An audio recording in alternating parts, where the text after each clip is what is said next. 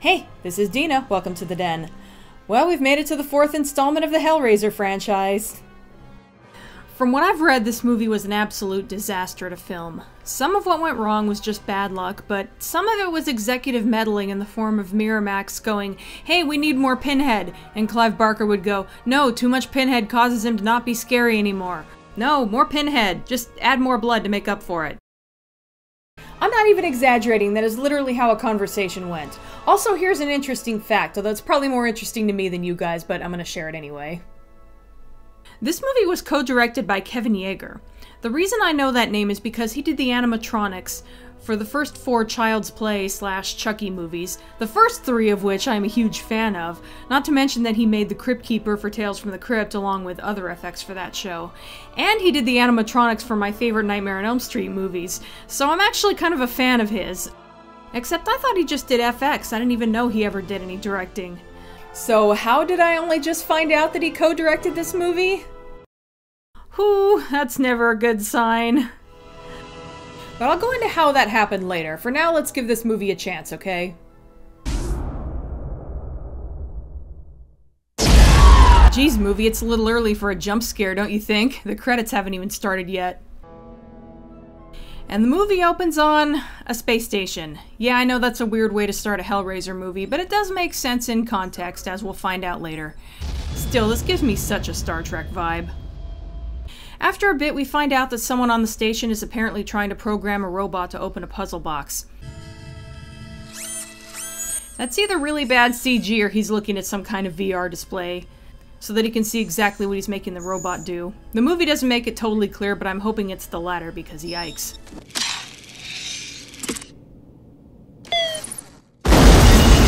Either way, it apparently worked, and I'm not sure how I feel about that, but I'll save that for the end.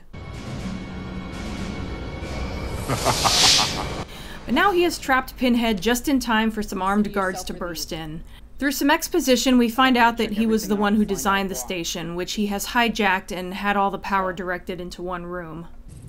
Evaluation. Wacko. I wasn't asking you, Carducci, I was asking the expert. Well, Rimmer? When your expert's name is Rimmer, you know you're in trouble. Rimmer. I am he. I actually don't know for sure, but with this taking place in space and Clive Barker being British, I'm going to assume this is a Red Dwarf reference. Unfortunately, they don't really do anything fun with it, and having a character named Rimmer is just kind of distracting. I'm playing the endgame here, Rimmer. Rimmer. Finishing something that began centuries ago, and I don't have the time to help you understand. So the man is interrogated. And things your little rational mind couldn't even dream of. But I dream. Oh, I dream. Please don't reference Hell on Earth. Oh, you wouldn't believe what I can dream of now. Anyway, as it turns out, he built the space station with the intention of trapping something. Hell is what I'm going to catch, and I'm gonna burn it away in a blaze of light.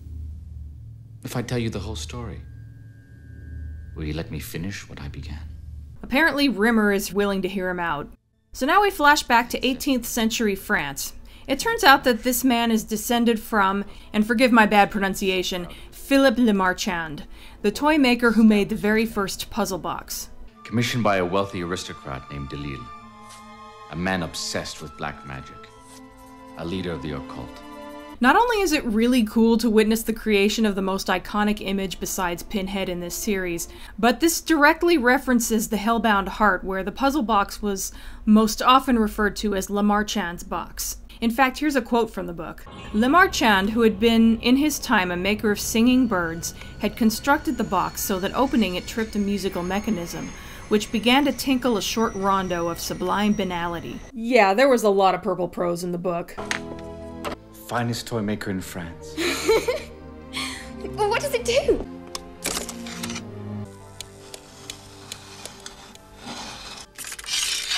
Oh. Doesn't actually do anything then.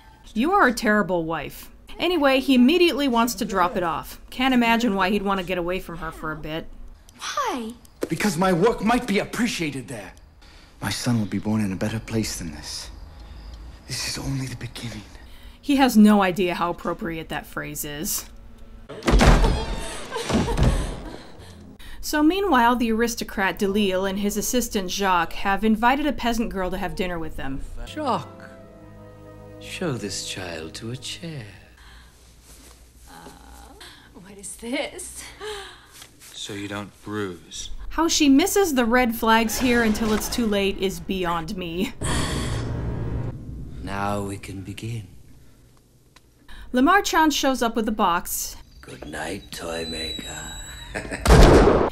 And right away he can tell something is off, so he decides to stick around outside and snoop, which I'm sure won't have any repercussions. Anyway, he witnesses them flaying the body and hanging the intact skin on hooks. Yeesh. They do a ritual involving the box that causes a portal to hell to open up and a female demon, Angelique, to materialize in the skin. And good lord, is that ever gruesome. Fear not, Jock. Remember your lessons. A summoned demon is yours to command. Unless you stand in hell's way. I'm not sure if Angelique is scared or angry or just confused, but she seems to get over it pretty quick. So Lamar Chand, obviously horrified, starts designing something that will neutralize the power of the box. I'm not sure how he thinks he'll do that, since he said himself that he only made the mechanical aspects of the box and probably doesn't understand the mystical aspects that were added later, but oh well. He does plan to steal back the box, so maybe he thinks he can reverse engineer that somehow. When Lamar Chand returns, he finds that Delille has been killed and Jacques has basically taken over, having made Angelique his slave.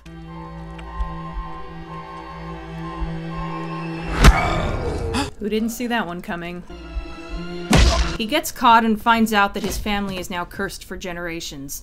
Demons will walk the earth, and you're responsible. What are you waiting for? Kill him and come back where you belong. Such pliant fingers.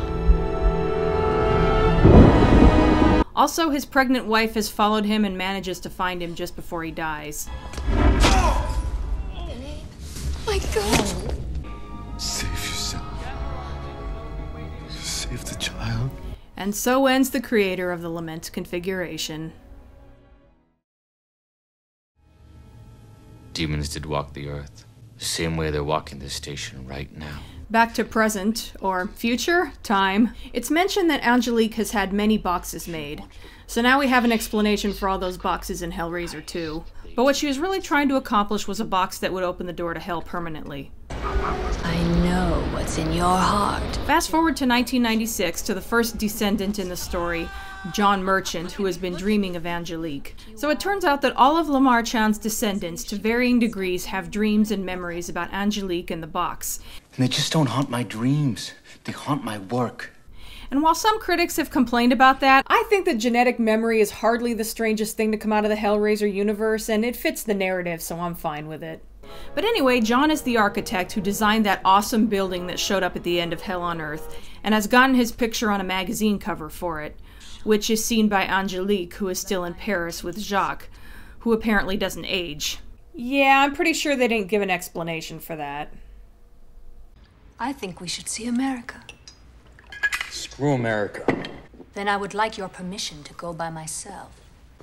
No. That was really stupid, Jacques. Want to know why I'd like to go? No. Stupid smug bastard. It was mentioned earlier that Angelique has to be his slave on the condition that he doesn't stand in Hell's way.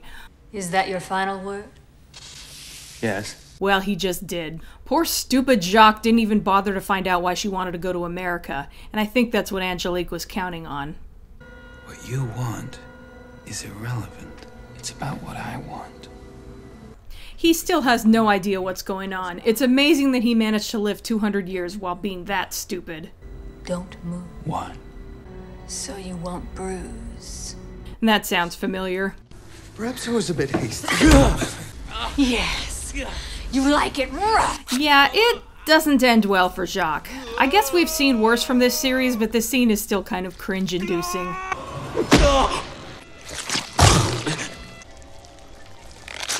That seems a bit familiar, too. Nothing personal, babe. Anyway, back in New York, John is accepting an award. But while giving his speech, he gets a bit distracted when he spots Angelique in the crowd. Leonardo da Vinci once said that No work of art is ever completed. He gets through it relatively well, all things considered. Mainly he just comes across like he has really bad stage fright, and not so much like he's seen a ghost. Thank you. Good night. After John leaves, Angelique lures a guy to the basement with her. Ooh, yeah. Do you like games? Again, red flags everywhere. How does he miss them? Close your eyes. Trust me. Angelique mentions that she's following her instincts, which is basically true because she comes across a pillar and realizes that there's a puzzle box inside. Apparently the same one from Hell on Earth that Joey dropped into some cement. By the way, I just realized, isn't it kind of weird that they left wet cement overnight? Like, wouldn't they supervise it while it was drying? I have such sights to show you. Yeah, we've heard that one before. I have such sights to show you.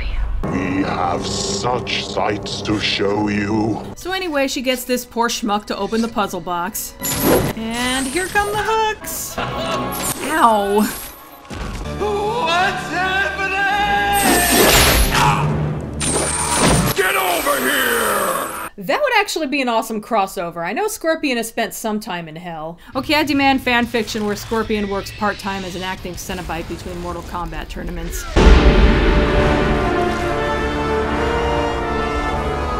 Oh, and look who decided to show up, right around the halfway mark, right on schedule. And I like how the tune from the first movie plays, but unlike Hellraiser 3, it sounds less like it's just being reused and more like a new composer is putting his own spin on it.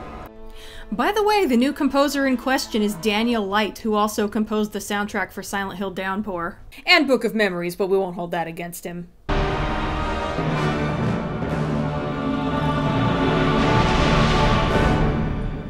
Angelique. So here's an interesting fact. Angelique is surprised to see Pinhead, which makes sense. She was pulled out of hell in the 18th century and Pinhead wasn't there until the 20th century. Hell is more ordered since your time, princess. And much less amusing. But there might be more to it than that. That's another thing I'm going to talk about at the end. The box did this. A man did this, but the box called him. So anyway, Angelique fills him in on Lamar Chand and John. This is not a room. This is a Holocaust waiting to wake itself. Later, Angelique finds John at his workplace and finds Lamar Chand's design for the anti-puzzle box. So it turns out that the idea behind it is perpetual light. I haven't perfected the light yet. Something's missing and I can't make it work. Even if Lamar Chand had lived long enough to attempt to build this, he probably wouldn't have had the technology. And maybe John doesn't either. You think you don't remember, but your blood knows. So Angelique has some trick up her sleeve to help him remember his past lives. Angelique. You think your work on the building was an accident? It called to you, John. We have great work to do. Welcome to another one of my favorite shots of Pinhead. He's petting a dove, which is ironic for two reasons. Firstly, it comes across as a pet the dog moment, which is when an evil character is shown to have a nice streak. But there's also a fun clash of symbolism here. We know where Pinhead is from, yet the dove is a symbol for peace in the Bible. Either way, he feeds it to his doggy. Well, we're about at the halfway point, and frankly the next scene is pretty fucked up, and I want to put off talking about it as long as I can. So if you haven't seen Hellraiser Bloodline yet, go watch it before I get to part 2.